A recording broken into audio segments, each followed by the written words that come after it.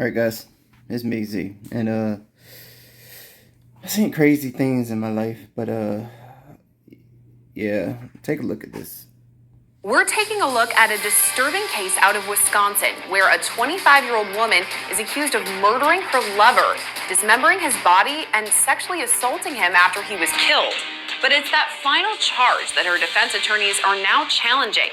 Thanks for joining us today on Long Crime Network. I'm Sierra Gillespie. So the defendant in this case is Taylor Shabusiness, who investigators say murdered 24-year-old Shad Thyrion in Green Bay, Wisconsin, back in February of 2022.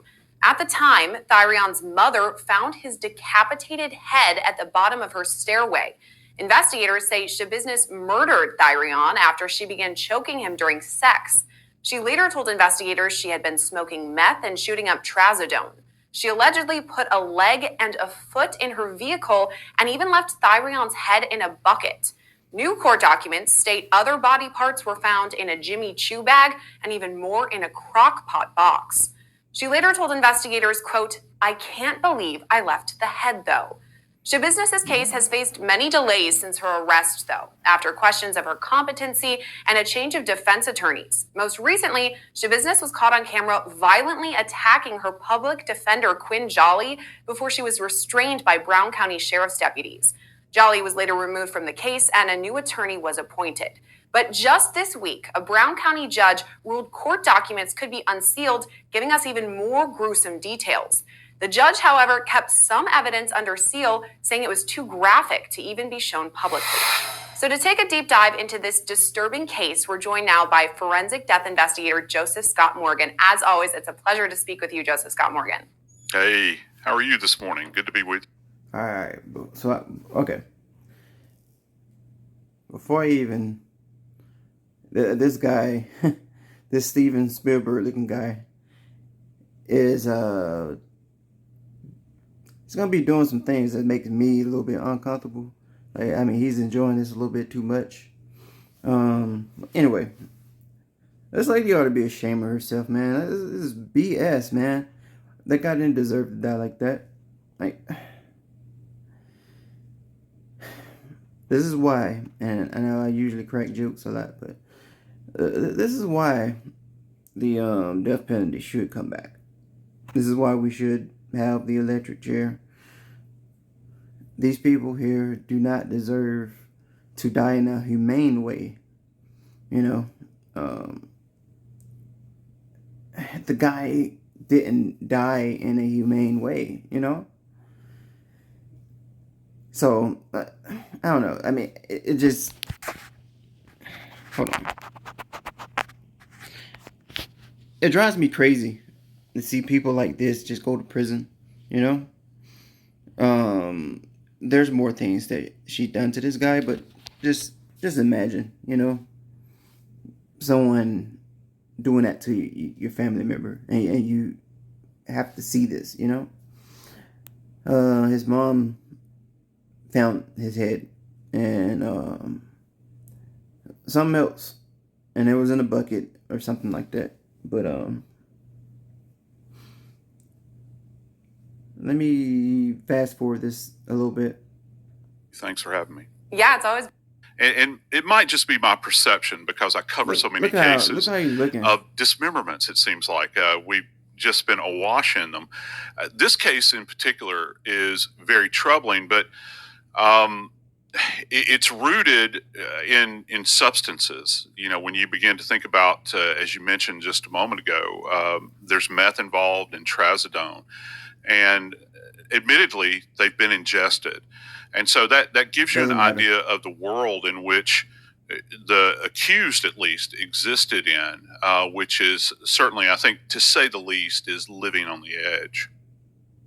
So this story has so many grisly details. We've actually been following it since way back in 2022, so we knew a lot of them. But these recently unsealed court documents are giving us even more disturbing details. One of them, really disturbing, it includes that the victim's penis was removed from his body. Is that something you see often? Not something that you see often. However, this goes to a level of when you talk about this postmortem mutilation that goes on.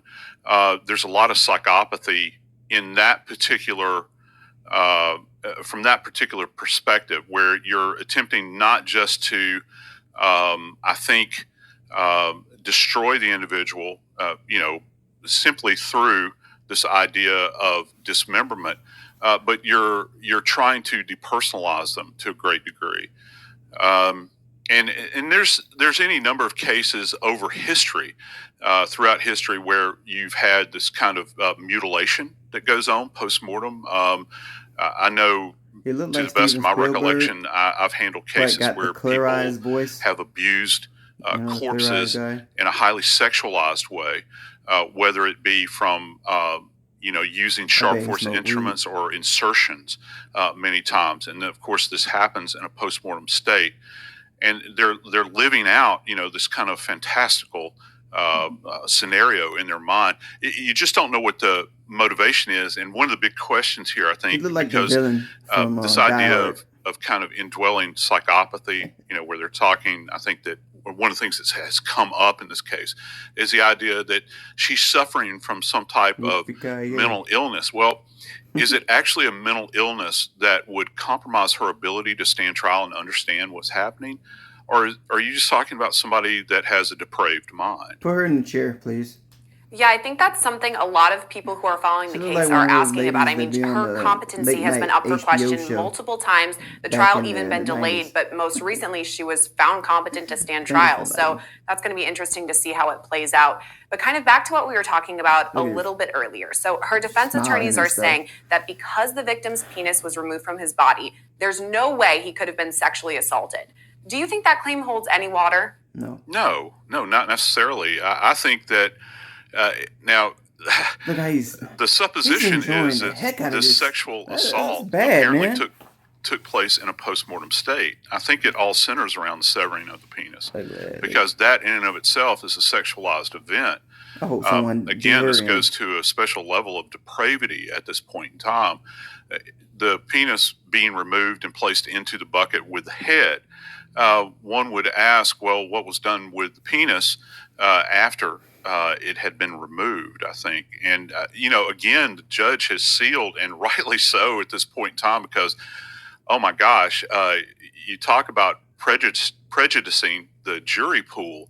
If certain of these details leaked out, I think that it's going to be one of those events that so shocks the conscience of the public at large. That's why, this coming to trial, it might be one of the blockbuster cases that we have heard, particularly from a forensic standpoint, that we've covered in some time. There's going to be a lot here to kind of explore and try to understand what exactly went on. How much of this trauma was inflicted on him is going to be important to understand, either in the antemortem state or the postmortem state, because obviously things happened in the antemortem state to bring him to death. The amount of hate it's kind of this path that's traveled relative to him, and then what happens in the postmortem state. So this guy, in this case, the testimony of not just the crime scene just looking at him smile makes me mad.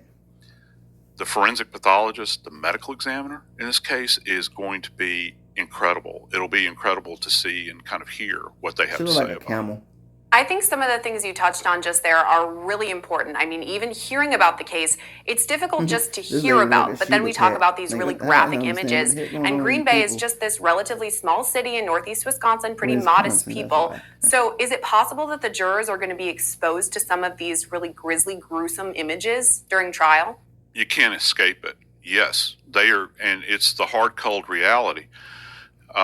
And it's a double-edged sword for the defense, right? The 40-year-old because if you're trying to say that there is psychopathology that's going on that inhibited her ability to make correct judgments and all of these sorts of things, if that's what you're putting forth as a defense team, then you have to explore these graphic things, because you would say, who else in their right mind would do this sort of thing? They have to be in the state of mind where they didn't have their faculties about them. But then again, the defense will probably smile about it. So, all right. So for her to dismember this guy, I mean, later on they say that she sat on him as he choked to death, and from his blood for all of that, she really had to hate this guy. Like, if you hate the guy, just leave him. Leave him be. You didn't have to kill the man.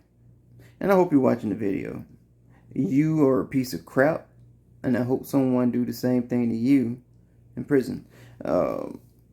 There's been guys who done things like this, but not like this, but like sexually assault things, people that they killed. And there's been inmates who have killed them. So just a word of advice, you need to watch your back in there, because no one likes people who do these kind of things to other people. Most likely someone's going to do the same to her. If not, you know, something close. And I pray for that. She has no remorse. Like, you look at her face, she's angry. You know, she's like, what are you looking at? You know, she's smiling like, oh, yeah, I did it. You know? And then the remark of saying, oh, I can't believe I left the head. Like, come on, man. There's no guy or woman out there that deserve this amount of hate. And that really sucks for him, because he didn't deserve it. It's a really painful way to go. You know? Someone, you know, sitting on you and you choking out from your blood. So I don't know. I thought maybe I should just show the video and give my you know, point of view about this. But I've seen like crazier videos. I've seen videos where people actually beheaded others, and the amount of force that they had to put behind this thing that they're doing, as, you know, a man doing this to another man, and, you know, the struggle and everything with the knife. I mean, this lady must have been really strung out on that meth. You know, it does give you that strength, but it shouldn't be an excuse. She should get the electric chair, and they need to bring that back, because people didn't do as many crimes then as they are now. Anyway, really crazy video. I just thought maybe I should show it. And yeah, I can't crack any jokes, because it's really, it's crazy. But anyway, you guys like, subscribe. I may do more of these videos. Probably something not as dark as this one, because I mean, it kind of hits you a certain way when you know something like that happened to someone. The amount of anger, like, it really makes me angry to see that. And if it was the other way around, it would make me angry. I mean, no one deserves this. Take care, guys. Peace.